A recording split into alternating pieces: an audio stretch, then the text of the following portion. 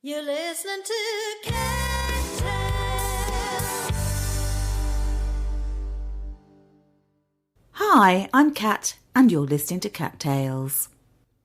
Rock band Inglorious are nothing short of glorious, fronted by the powerhouse vocals of founding member Nathan James.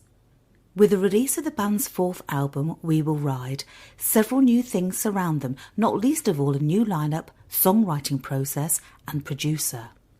We chat about how they managed to write and release a fabulous new album adhering to COVID regulations during lockdown, the current struggles in the music industry, writing about badass women, the joys of being a pet dad, and being part of a brand new supergroup collaboration.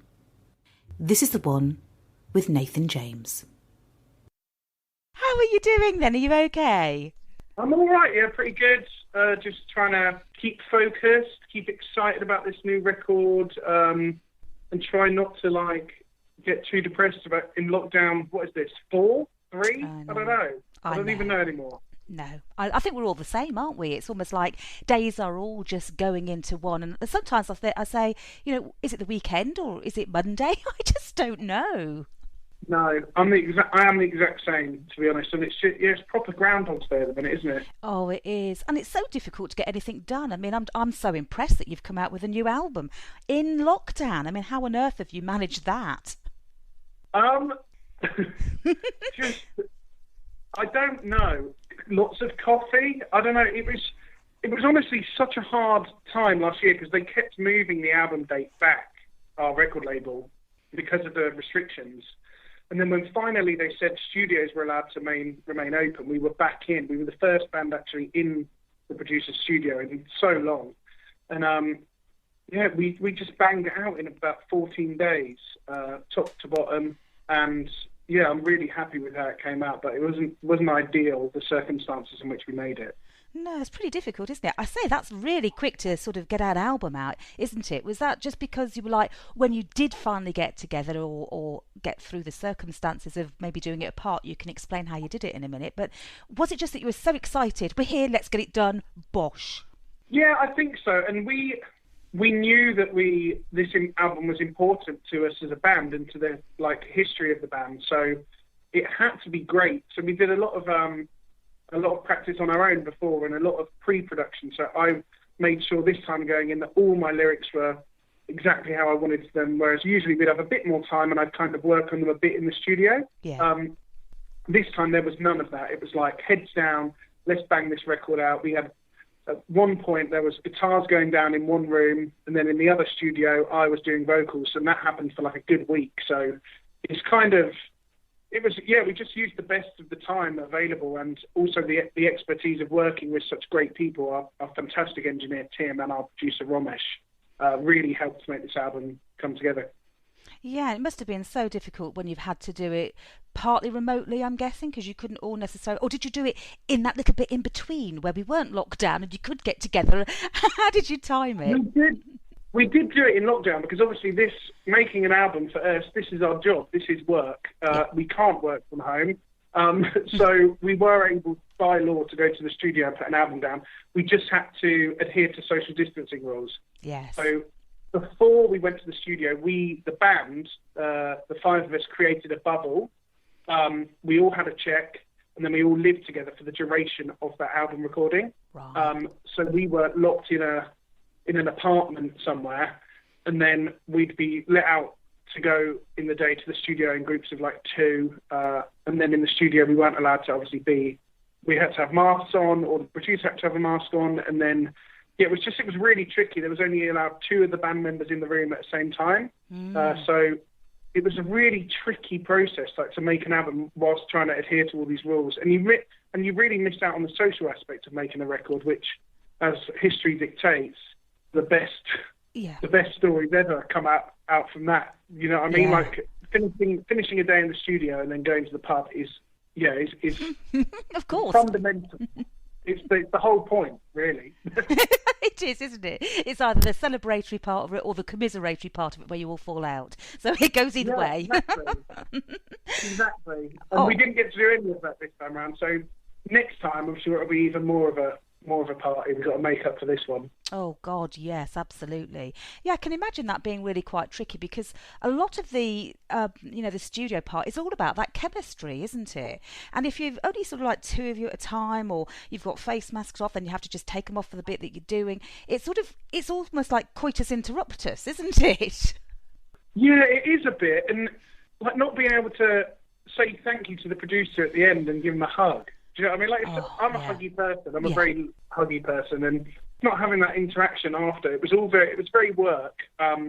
Really enjoyable though, because obviously ultimately we love making music. So however we make music, we are happy. But I would have loved it to have been in different circumstances so we can have a little bit more fun. Yeah, but let's hope the next one. Is looking forward to another one. But let's just stick on this brand new album because I have to say I've listened to the whole thing and it's really quite remarkable. It feels different. I don't know whether that's the production, or perhaps obviously you've got a new sort of lineup, so you've got that different chemistry, or what's different for you, or is it different, or did you intend it to be different? Tell me about it, Nathan. To me, it's not different. It's just kind of evolved. Do you know what I mean? It is fundamentally the same thing. Like, it's two guitars, a bass guitar, drums, and vocals. But it's just like, in comparison to our previous album, I think this is like that, but like on speed or something. Do you know what I mean? It's like a really advanced, hyper kind of heightened version of what it was. And that comes from songwriting, it comes from the energy and the fact that all the people in this band were so excited and also felt the pressure of, we've got to write something great because all eyes are going to be on this album, and you're naturally going to compare to other albums that we've done. So all the guys that came in could have been like scared of that, but they weren't. They just stuck their heads down and they were like, yeah, let's get this done. We're going to make a freaking great album. And that's exactly what we did. But I think Romesh's presence as well helped endlessly because we wanted something different. When I wanted to announce this new album, I wanted people to go, wow, that is great. It's improved. And so far the reaction has been that. So I'm really happy with what Romesh is able to bring to the table and to our sound. Well, it's all in the end result, isn't it? The end product. And so no doubt, I can see why you're excited about it. I mean, it's coming out on the 12th of February. Let's tell everybody that to go and get it. And it's called We Will Ride. So, it's ready and raring to go from your perspective. Once it's sort of done and in the bag like that, do you then tend to start thinking about the next one? Or do you still just enjoy that afterglow of the production of it? Oh, no. You get going straight away again. It's like, we love every aspect of being in a band. So I love the touring. I love playing shows. Obviously, we weren't able to do that last year or so far this year. But I also love the being in the studio and also love creating and writing. So to me, if I can't go on tour, I'm going to just keep writing and making new songs, new albums, whatever. So we actually are going into the studio next month. Love it. To start another album, because our record label thought, look, we've got this downtime. When are we ever going to have this time again? We're not. It goes, I've been saying it this year about time with my family, etc. I spent the first lockdown 8 weeks with my brothers and their siblings all together in like a big family commune. It was really, It was great. Yeah. And that's the one positive of Corona is you get to spend time with the people you love, and I love music and I love the guys in this band, so that's been the positive for me, is that I've got to really focus on that, and just get excited about the future of the band and doing more albums and getting this next album in the bag ready to go out either later this year or early next year, as well as another project. I'm doing a project with the guitarist from Whitesnake and the drummer from Whitesnake. I know. I was going to ask you about that because I was. Oh, cool. Yeah, I've spoken to Marco Mendoza in the past, and we keep in touch. And I've just seen this new project come out, so I'm really excited to see that it's a fabulous star-studded lineup. Really, how did that come about? I don't know. I feel like a bit of a lemon in that lineup, to be honest. Oh dear. A red herring. It's legends, like real iconic musicians. 3 people that have got Whitesnake in their CV. It's just it's amazing for me. It's like properly like my dream kind of project. And it originally came out because our label were looking at putting a project together around myself and Michael Sweet, who's incredible. It's just waiting for the personnel in the band to be kind of announced, and then I'd say yes to it, because if something's going to pull me away from Inglorious for any time at all, it has to be something that I really, really want to do, because Inglorious is my baby. It's been my baby for 6 years, and it's been my life. It's become my world. So even if I'm going to give like a couple of weeks to go and record an album to something else, it has to be something that I'm going to just adore. Sure. And as soon as they mentioned those names, I was just like, let's do it now. I mean, you've got you can't say no to that. Come on, you can't, can you? I mean, they are, as you say, they're legends, and to have the opportunity to play alongside, and well, in your case, sing alongside, it must be a dream come true. It is. It's so unbelievable, because I know three of them. So I know Marco, because I toured with the Dead Daisies. Yes. I would call Marco a friend. We speak, we message. Joel Hoekstra, I was in the Trans-Siberian Orchestra with in America, so I've known Joel. We've co-written actually on this new Inglorious record, song Medusa that just came out. So I knew them too. Michael Sweet and I were on the same label. I met him finally on the Monsters of Rock cruise, and I was being interviewed in the atrium in the middle of the ship, and he was on one of the top decks looking down, and he shouted in front of the whole, there was about 300 people there, and he shouted, "Hey," and pointed down. He said, "This is the best singer on the whole ship." Wow. And when he said that, all the audience were like cheering. I just thought, wow, that is so amazing. Like to have that kind of glowing review from someone I really admire is great. So yeah, I know them. I love them. Hopefully that chemistry will come out in the writing and the recording. I'm looking forward to getting in the album and getting in the studio and putting that down. Sounds amazing. So is it actually going to be a whole album that you're producing? It's not just a couple of, experimental tracks? Oh, no, it's an entire album. It's going to be under a band name. And yeah, hopefully, eventually it'd be great to have some kind of like live aspects to it. Obviously, these are very busy people, but if we can get together to do a couple of shows or a couple of festivals, I'm sure that'll be something that we're up for. Yeah, it's interesting, these projects. I love them. I mean, you mentioned the Dead Daisies there. I mean, I've interviewed the Dead Daisies, or many people who've been in it quite a few times, and I just love the Dead Daisies and the concept of it, that you have like this rolling band where, people come and people go, yet the basis of it is the Dead Daisies, and the continuity of it must continue. In this new band that you've got going on now that you're just discussing there, is it going to be the same kind of concept, or is the intention that you're going to be just a fixed band members? I think it's a fixed band member situation. We've all signed the same contract, so hopefully it will stay. It's so funny hearing about obviously the Dead Daisies and Dean just leaving the band, and all the other people over the years. There's been so many people that have been in that band. When my band lineup changes, it was like the biggest news in the world. I find it very. I had no idea I was that famous, but apparently I am. Well, there you are. You see, the surprises all over the place here, Nathan, aren't they? Yeah, there is. I think people love a bit of controversy, don't they? Even if there isn't any controversy to find. And I mean, they love to create it. I don't think they love to create a storyline in their head. Even now, I've seen people tweeting about the Dead Daisies change and making assumptions about why it was, and you just think, what? You'll never know. So why don't you just mind your own business and just enjoy the music? Because ultimately, that's what it's about, right? It absolutely is. And a bit like you were saying just about your new album here, it's about a progression, isn't it, from where you've been and where you're going. And so it's going to be different from where it was before, irrelevant of who's been in it. And actually that's the right thing, surely, because that's the only way that bands can survive, isn't it? By evolving.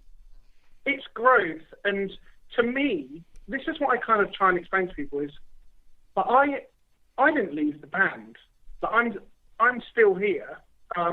It's up to those individuals that left the band as to why, whatever it wanted to be, if they wanted to pursue their own band, which is what they actually did. That's great. Good luck to them. It's really, really hard out there. I know. I've been doing it for 6 years. But to me, in order to continue, it has to change because it wasn't working how it was.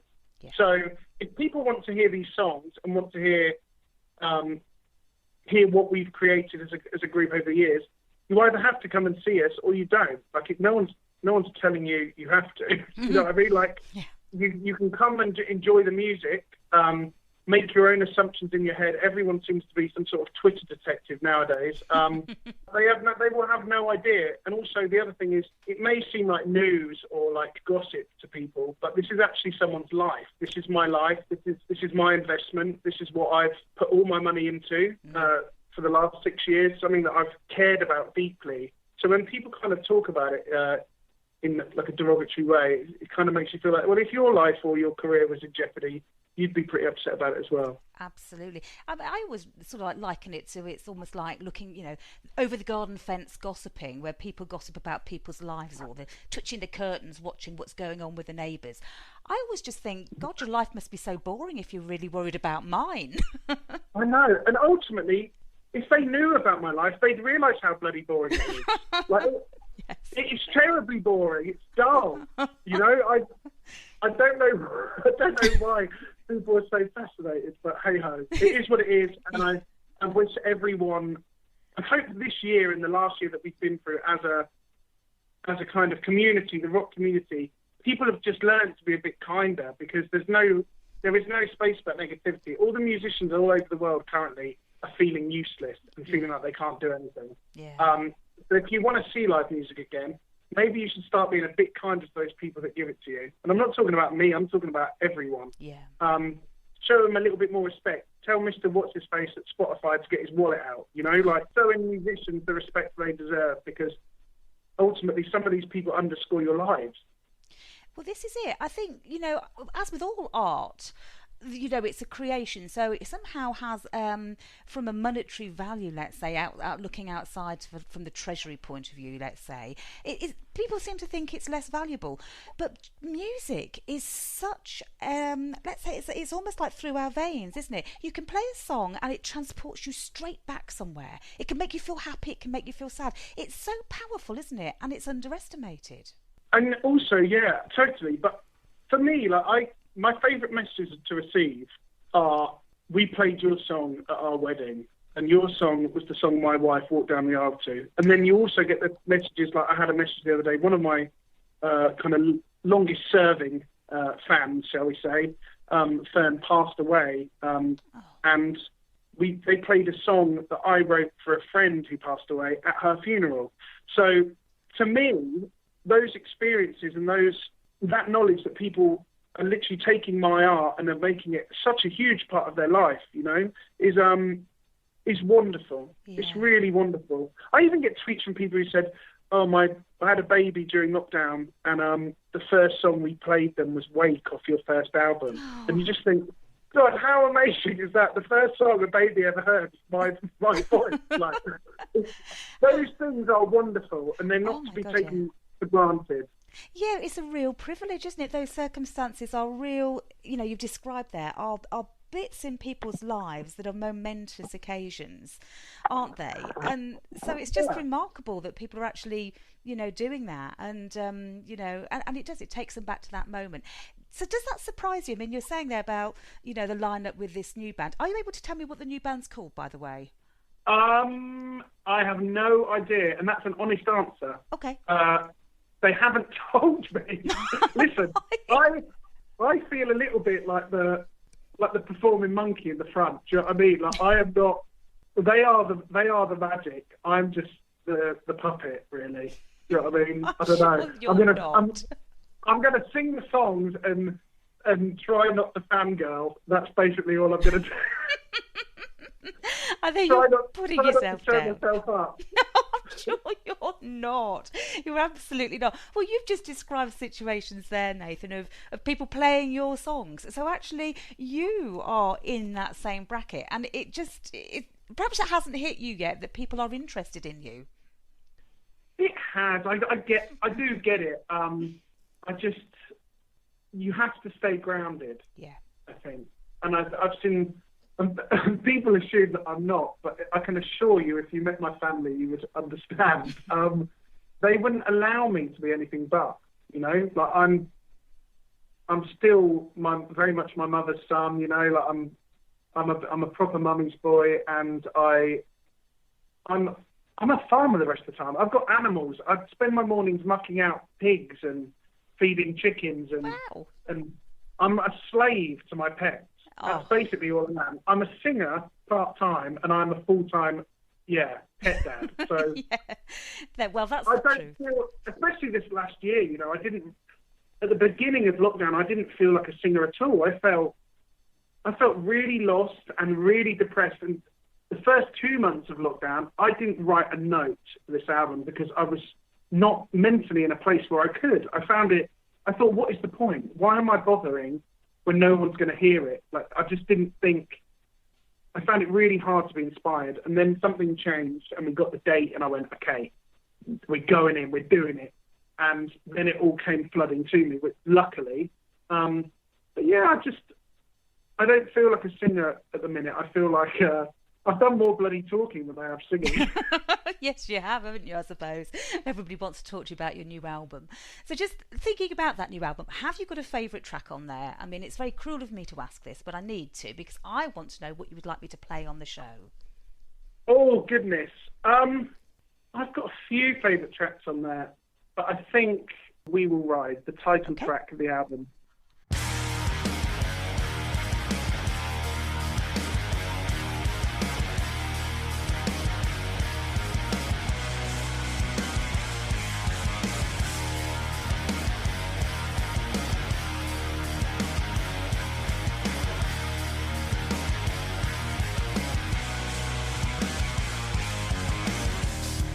Cloak and dagger, cannot see her.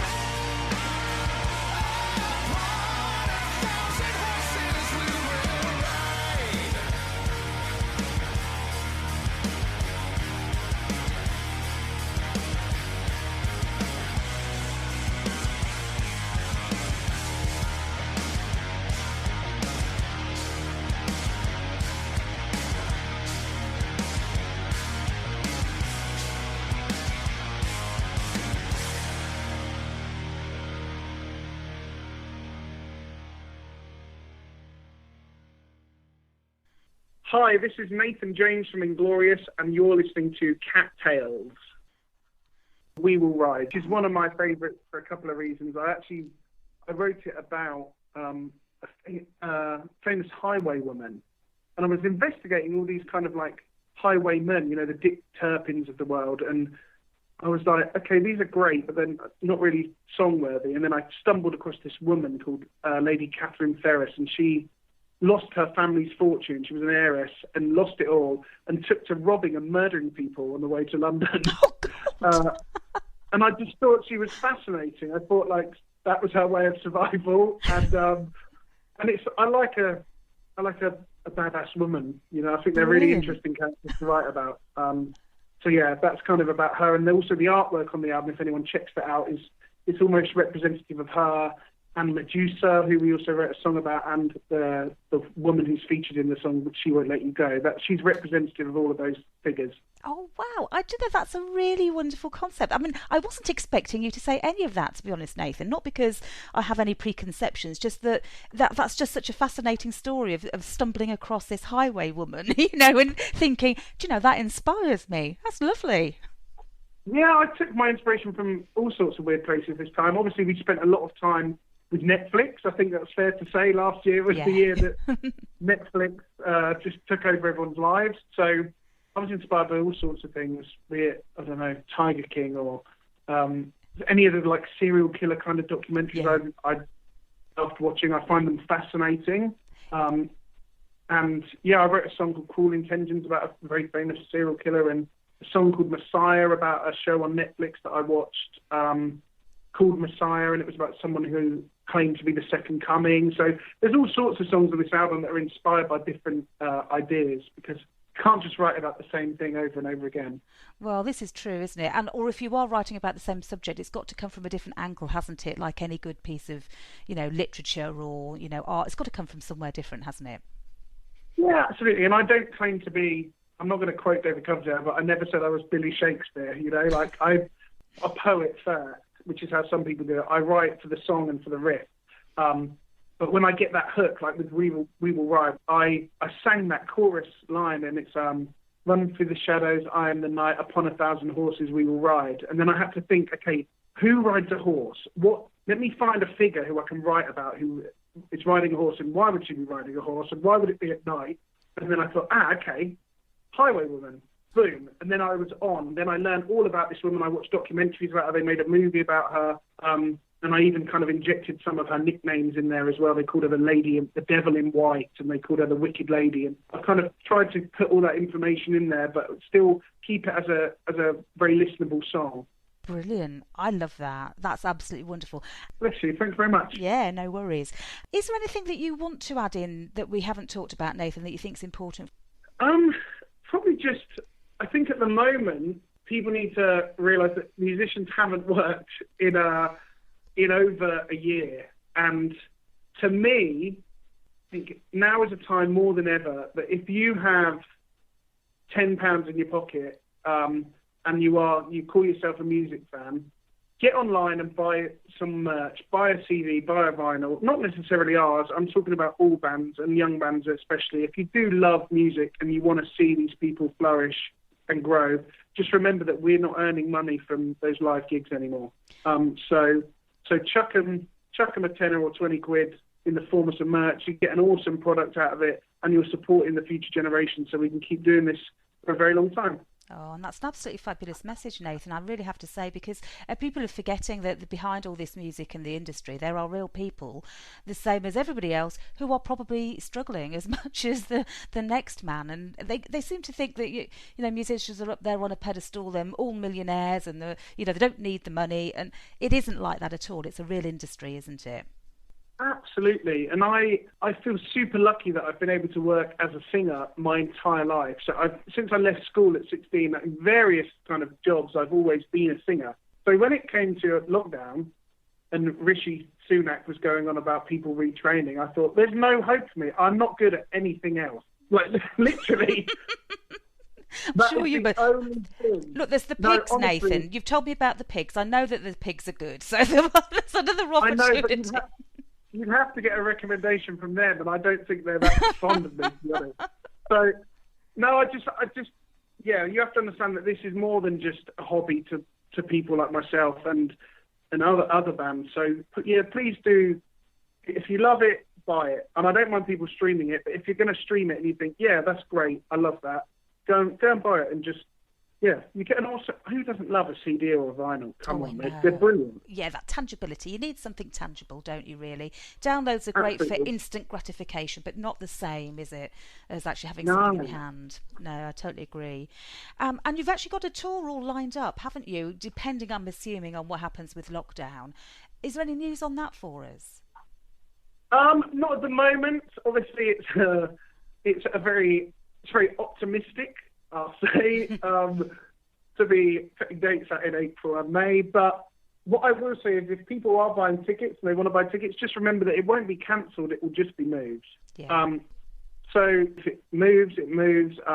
If not, and we can do it at limited kind of capacity, who knows? It might be fun by then. We'll see how many people get this injection. But yeah, I'm looking forward to mine. It can't come quick enough. Yes, absolutely. Oh, well, do you know, it's been an absolute pleasure speaking to you. It really has, Nathan. It's been great catching up. I actually met you backstage with it. This is going back to, I think it's about 6 years ago when the band may have just started, at Planet Rockstock over in Treco Bay. Oh, wow. Yeah. Do Our recall first you... festival. Was it the first one you did? Yeah, well, I that's think it was the band's first festival, yeah. Well, I remember it so well, and you were backstage and had some photos taken and everything, and I was chatting away to you, and yeah, so I do recall you. So I had to, once I'd heard about this new album, I thought, oh, we've got to have a chat and say hello properly again all these years later. Oh, that was a fantastic year, actually. I think we were on the same day as Rival Sun. That's right, you were. Yes, it was a great lineup. But Planet Rock always do a great lineup, don't they? Nice guys as well. Oh, look, Nathan, well, thank you so much for talking. Go and say hello to the pigs and everything for the chickens for me. And I think it's a great album. I wish you all the best with that. And of course, I wish you all the best with the new band that we can't name yet, the band that won't be named. And say hello to Marco for me next time you speak to him, because it's been a while since I spoke to him. Absolutely. Yeah. I will do. Pleasure. Thanks so much. You take care and we'll speak soon. All right, Nathan. Thanks a lot. Bye-bye. Bye-bye. Bye. You've been listening to Cat Tales. To listen again to this and other tales, go to cattales.co.uk.